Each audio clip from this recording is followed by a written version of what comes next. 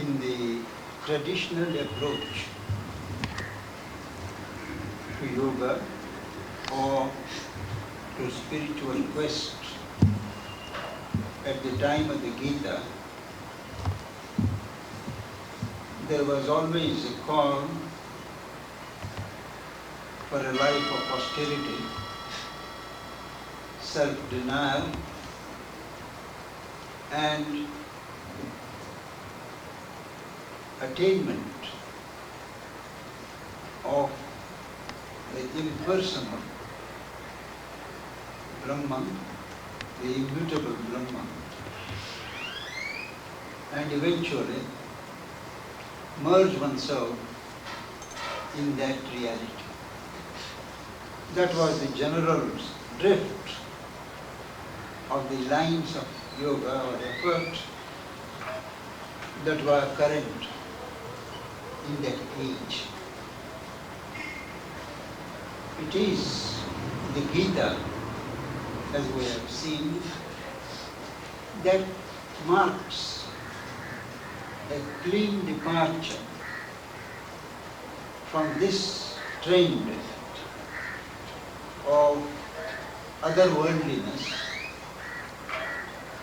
so characteristic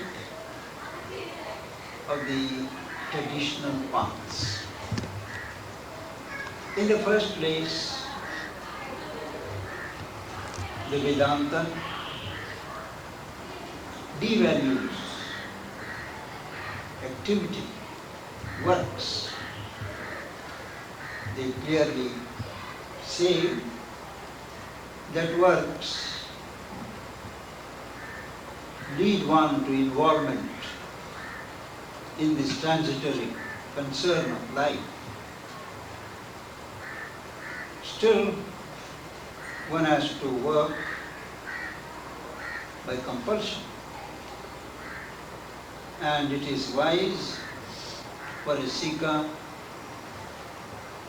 to utilize works as means of purification for realization of the self. And once the realization takes place, the works are clearly dispensed with, except perhaps for a ritualist or a devotee. Those activities which are concerned with the worship or adoration of the Lord. Either way, works occupy a very tentative, inferior position.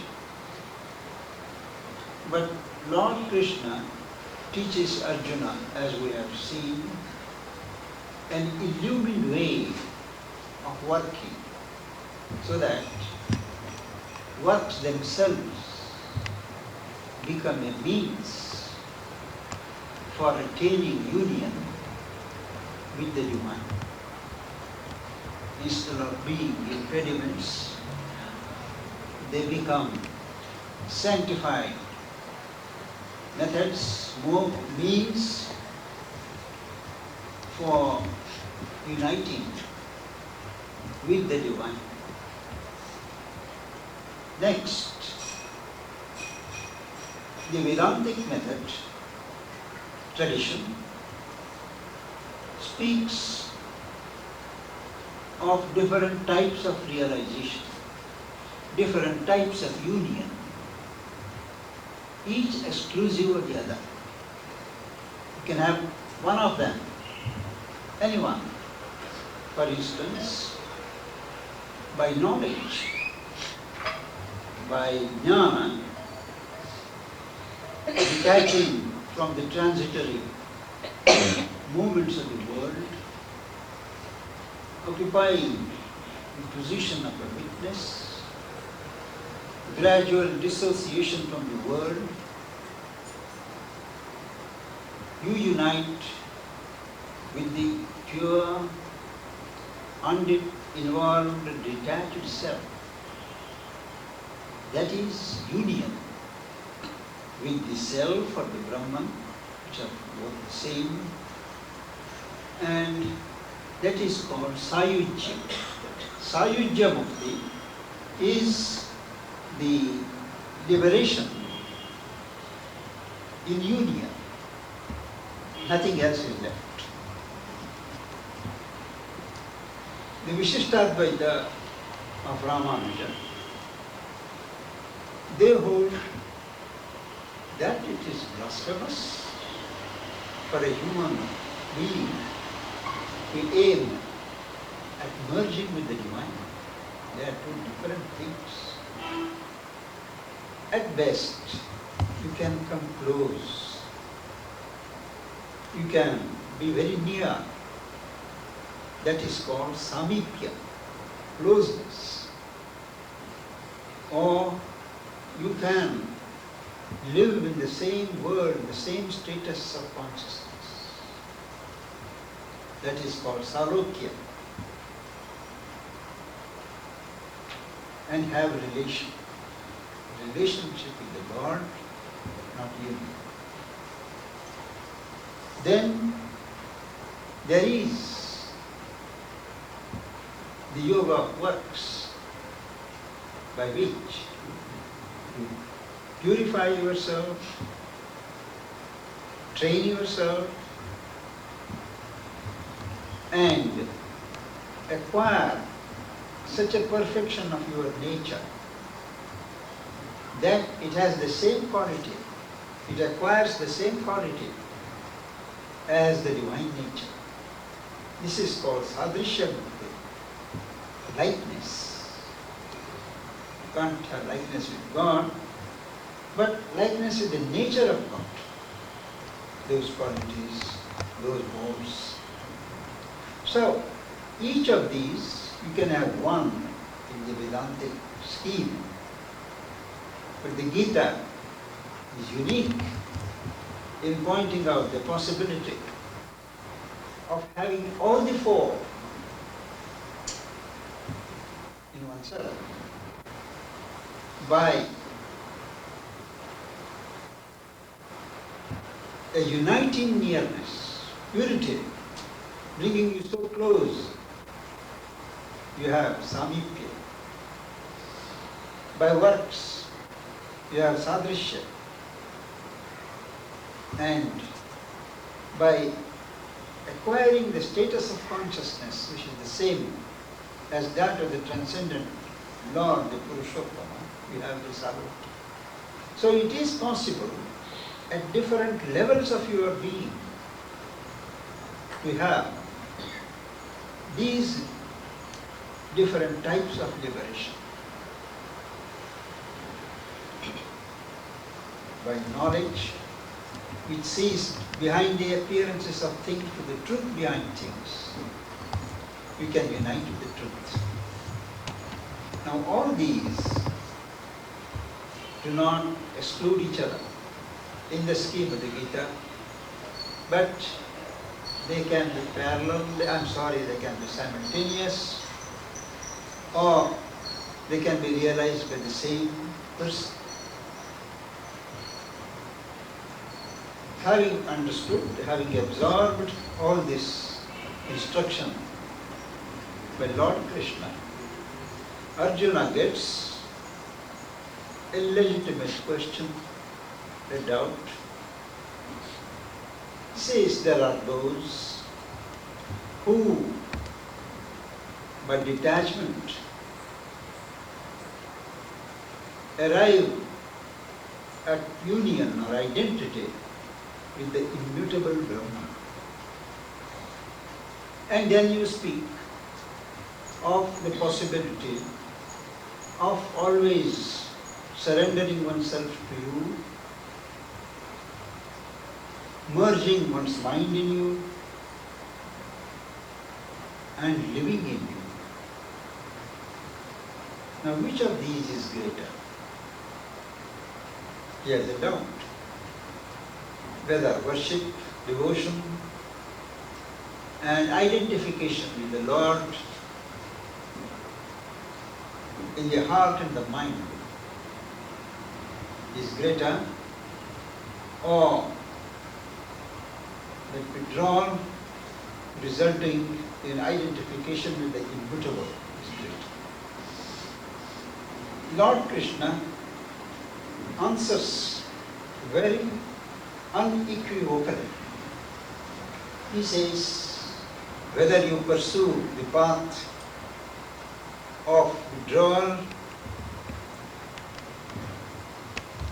asceticism leading to the immutable Brahma, or you develop your devotion, faith and understanding to the point of always living in me, in my consciousness, both are the same. The Purushottama consciousness or the Brahman, immutable Brahman consciousness, ultimately both are the same. Because as we have seen, they are different voices of the same reality. He doesn't say it in this chapter. He says both are the same. But he points out that the traditional path of withdrawal, self-denial, asceticism, narrowing oneself, that is a hard, difficult path, which only a few succeed in arriving at the goal. If that's one's temperament, if that's one's call, well, you follow it. Otherwise, he says, this one is more natural, far more easy. The way, the synthetic way that he has propounded of devotion, of knowledge and of works, with love as the crown on the triple path. What should a man do? That's the implied question of Arjuna. He wants it. Naturally, nobody wants a difficult path. So, Lord Krishna points out that you place your mind in me, and whatever work you do it, consecrate it, and do it as an offering to me, all the while taking care to link yourself with me. He realizes that it is not going to be so easy, and he says, if however you find it difficult to keep your mind always fastened on me, then he says, you meditate on me. You have to practice meditation. You have to practice thinking of me, uniting yourself with me in your mind, dwelling upon me in your meditation. It's not going to be an even path, because he says there are always your senses, other attractions and distractions, and there will be dry periods, there will be ups and downs, and it is not going to be always a smooth affair. But you have to persist. And if you have the difficulty of not able to maintain the same meditative pulse, you have to practice abhyasa. Abhyasa is repeating again and again the same practice, the same experience, trying to evoke it again and sustain your effort till it becomes natural.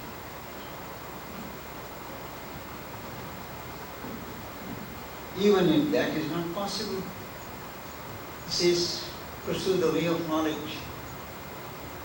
When you look at a thing, don't stop at the appearances of things. Go behind the appearances to the truth of things. And once you perceive the truth, concentrate upon it. So that by your sheer concentration, you melt into the truth. Even if that were not possible, the Lord is so compassionate that He takes the human frailties into account and presents alternatives. Even if that concentration is not possible. If works as sacrifice is not possible, dwelling upon the Lord in the mind is not possible, He says, give up the fruits of works too. Do whatever you like. But the fruits of works you can give it. Don't desire particular type of particular fruit for your labor. And once you make it a habit of not looking to the fruit of things, ultimately they belong to the Lord, to the Master of works, you will develop a certain equality. Whatever success or failure, right or wrong results, well, it is all His. You are not bound. And you develop a certain equality, a certain serenity of mind, and a calm settles on you. The consciousness of the Godhead grows in you in that calm. And you have the impulsion to offer your devotion, your emotions. It comes naturally. It doesn't come by instructions of the scriptures, but it comes naturally. And when that takes place, the free movement or flow of the heart towards the Lord, that is the secure ground for growth. So ultimately, He says, even for a person who is very weak in will, who cannot pursue the strenuous paths for long, abandonment of the fruit of works, but with joy, not in the sense of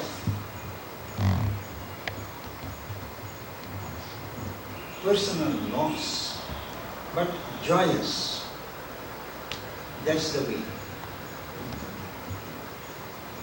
Then Arjuna asks, how are we to recognize a person who has arrived by this route to your consciousness, who is held in your being?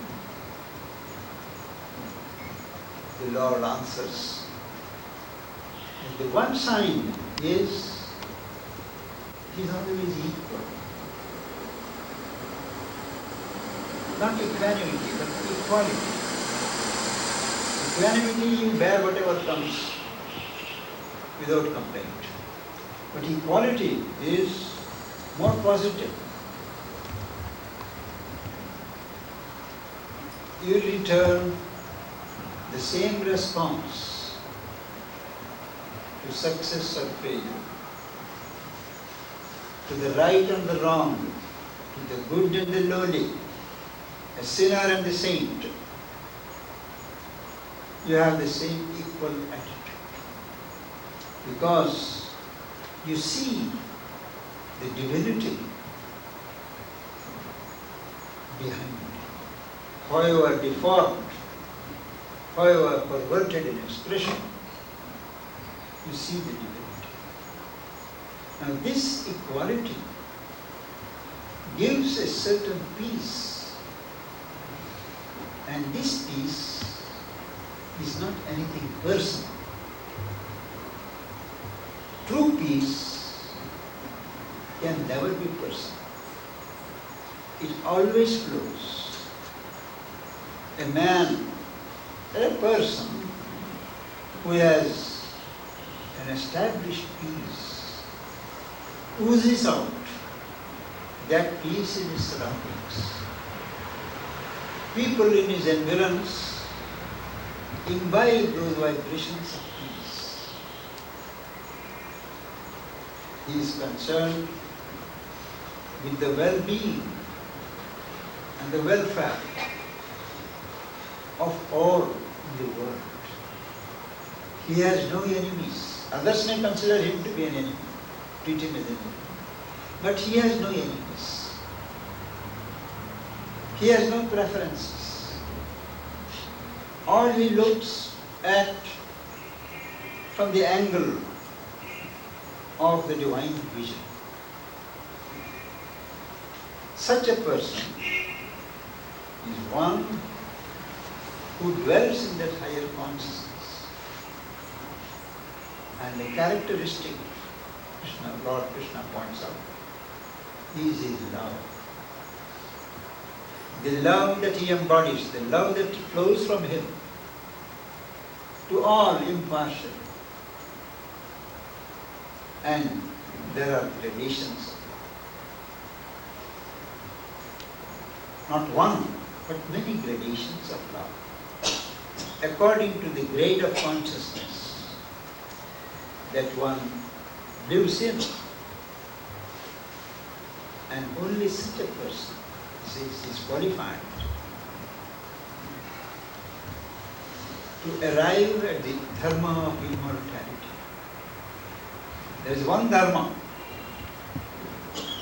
Explaining it, Sri Aurobindo says that as long as you are in the realm and sphere of ignorance, subject to the limitations of body, life and mind, in their sphere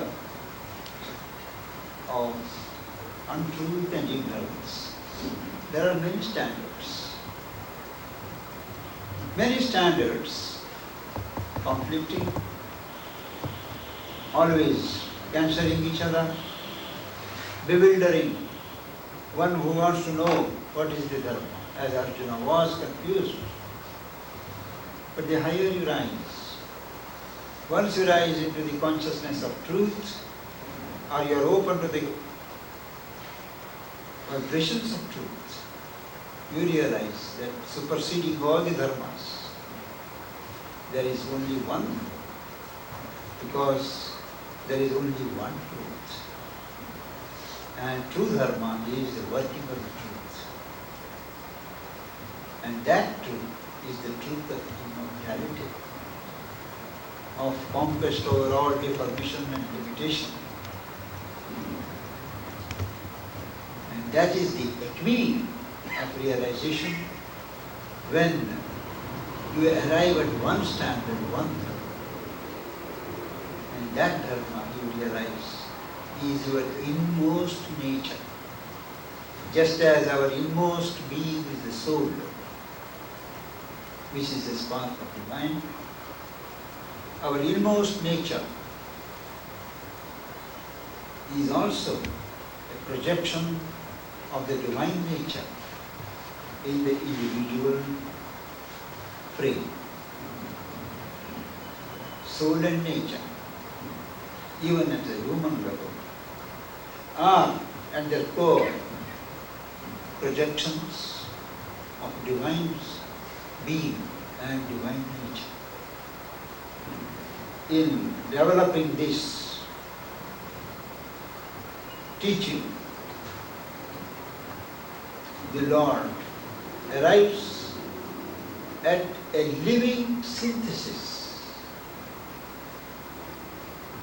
of works which lead you to sadrishya of knowledge which leads you. And that is the epitome of realization when you arrive at one standard, one thought. And that dharma you realize is your inmost nature. Just as our inmost being is the soul, which is a spark of the mind, our inmost nature is also a projection of the divine nature in the individual frame. Soul and nature, even at the human level, are at their core projections of divine being and divine nature. In developing this teaching, the Lord arrives at a living synthesis of works which lead you to sadrishya, of knowledge which leads you to sayujya, and devotion melting into love, landing you into samipya and sadhana. It covers the entire possibility open to the human. Be turned towards God. That is a more natural, more fruitful, more healthful, and more fulfilling way than the narrow way of self-cancellation that had been in vogue till then. Further on, the Gita proceeds to underline and explain and clarify the various principles of existence. So far it has been the process of things, but the principles which work in the processes, they are developed in the third part of the Gita, which we shall gradually study.